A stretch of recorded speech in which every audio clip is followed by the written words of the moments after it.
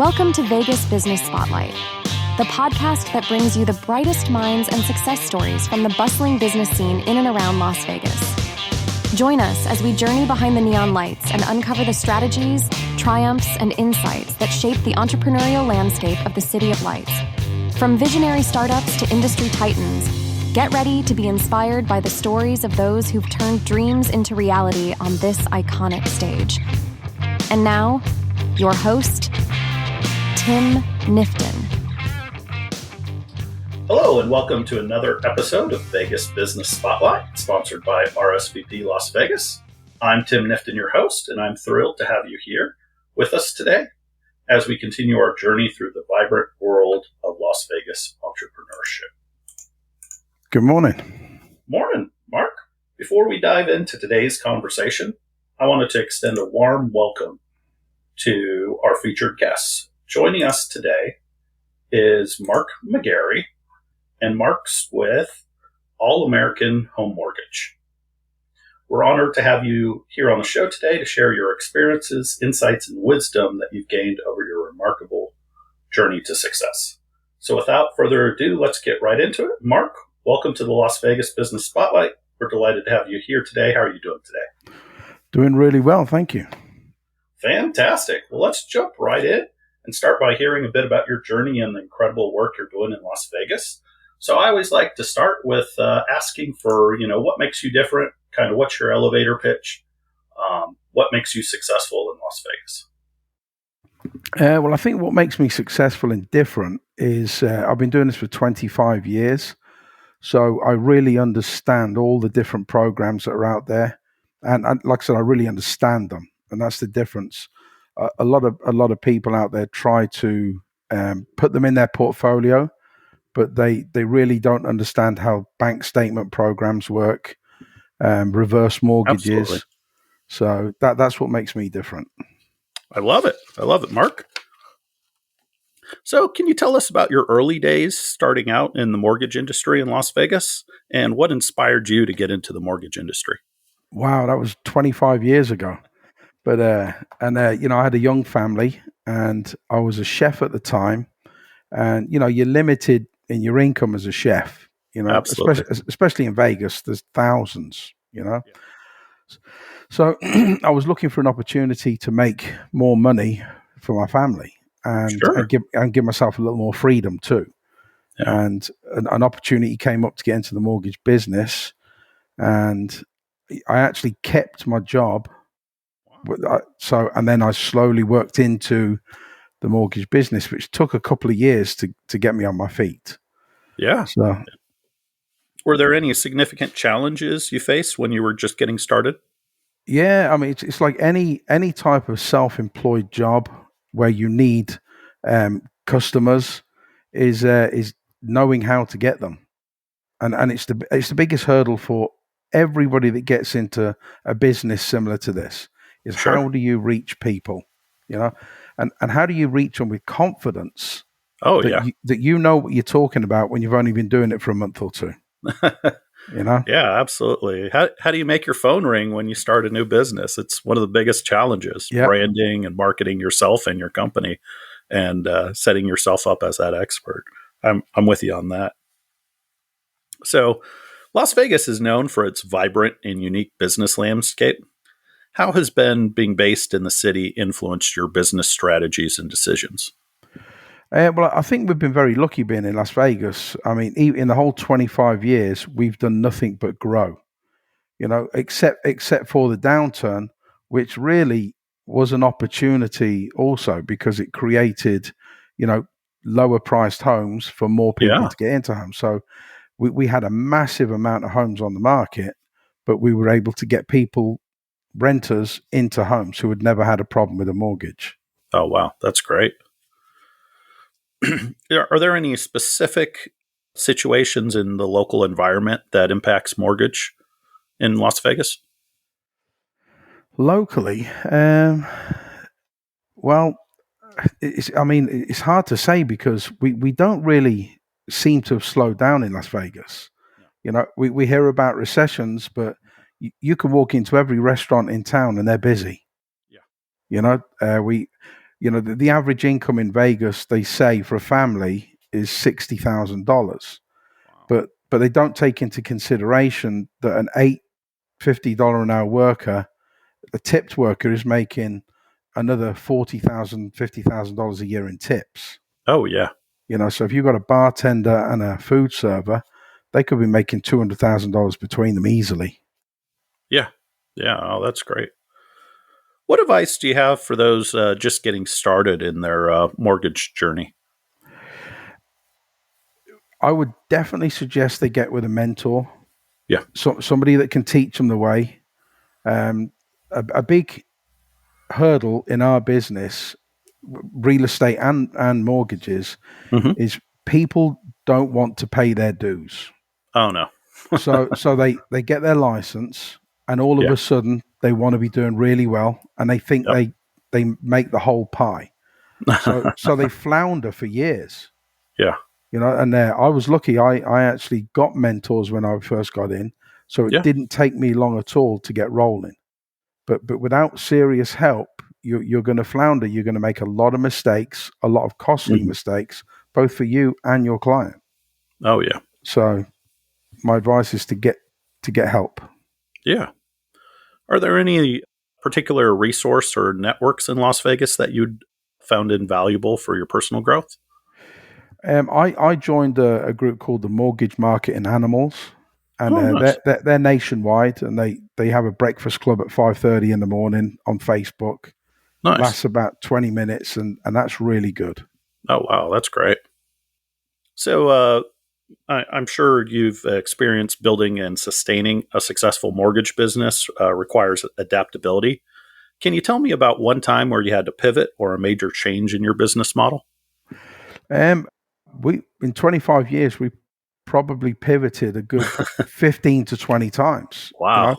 Even simply if you just go back over the last 12 months, we were experiencing a massive shortage in housing, Yeah. and house prices were jumping up sometimes 2-3% a month. Wow.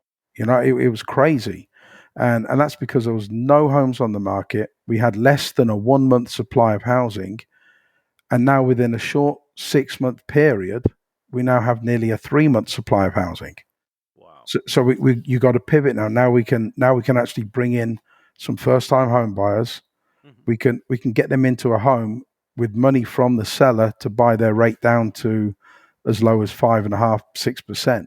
Oh, wow. On a temporary buy down.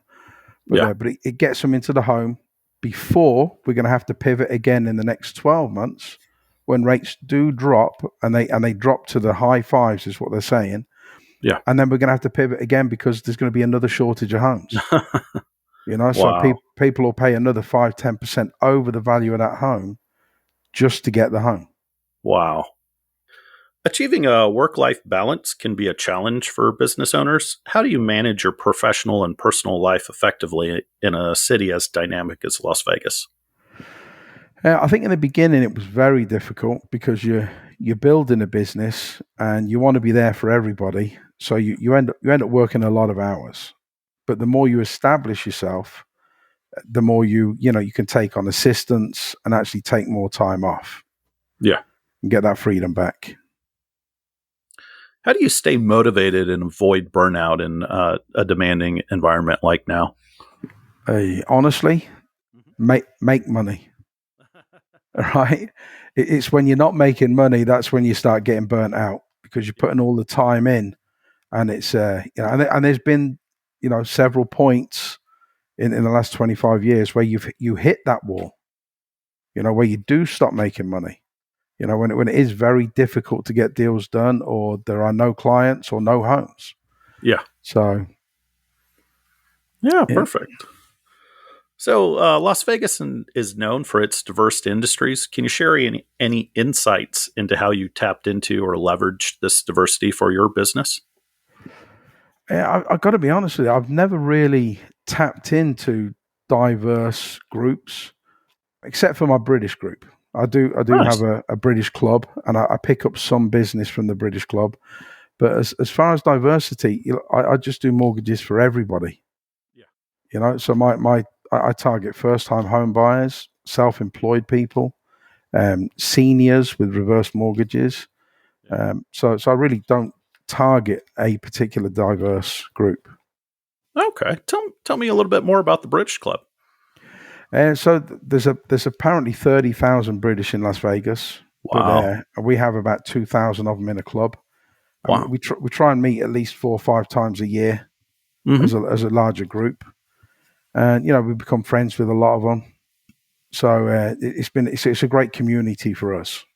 Yeah. Oh, that's wonderful. Networking's crucial for business growth. Can you share some tips on building meaningful connections within the Las Vegas business community?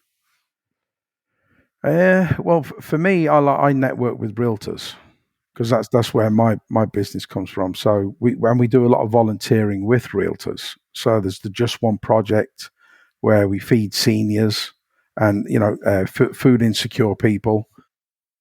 I volunteer at the Ronald McDonald House. Wow, that's great. And usually 5 or 6 realtors get together and we all chip in and do the meal for the night. Oh, nice. So that's how I network. That's great. That's great. In the world of business, failures and setbacks are part of the journey. Can you share a challenging moment in your career and how you overcame it? Yeah, back in 2008. Wow. I think I was about 2008, about 40. I'd been doing the business for about 9 years at the time, and all I had seen was growth. And we bought homes. We had about 8 homes, and it just went away. Yeah. The rug was pulled out. We lost every home. Wow. Got to keep our primary, but everything we had worked for nearly 10 years was gone. Mm-hmm. Wow. Gone. And our income literally dropped by about 90%.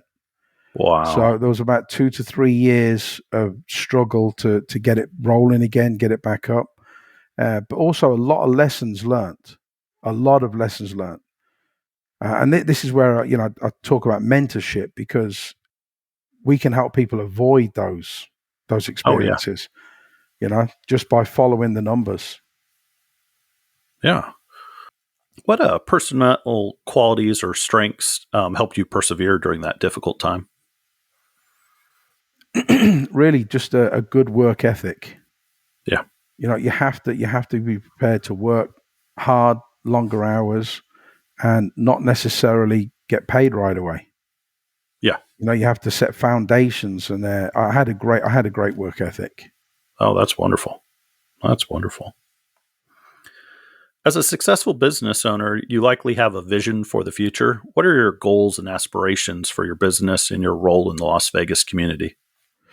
Well, I really love volunteering. I really love giving back. And, my plan is hopefully in the next 5 to 6 years to retire.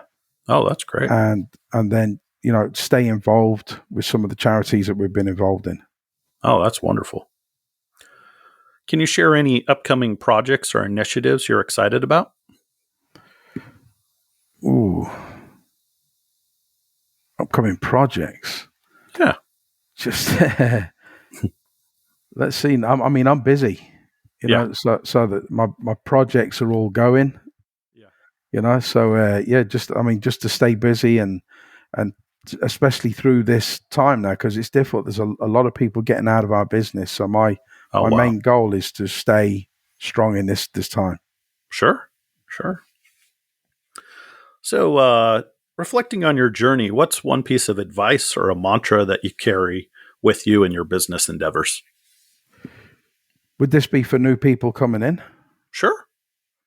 To be persistent and team up with people that are successful, that are already doing it successfully, and work hard and be prepared to go without for a while.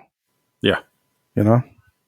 Yeah, network up, network down. Absolutely, and networking, yeah. And find the right network. Yes. Absolutely. Wonderful. So this is actually going to conclude our Vegas Business Spotlight. I want to thank Mark again for being on the show, and we'll hear from us again next week. Thanks, Mark. Have a great day. Right. Thank you. Thank you for joining us on this episode of Vegas Business Spotlight. For more inspiring stories and insights from the Las Vegas business community, be sure to subscribe to our podcast on your favorite platform. And remember, you can catch new episodes each week at vegasbusinessspotlight.com, where we keep the spotlight shining bright on the entrepreneurs who make Las Vegas thrive. And don't forget to like and subscribe. See you next week.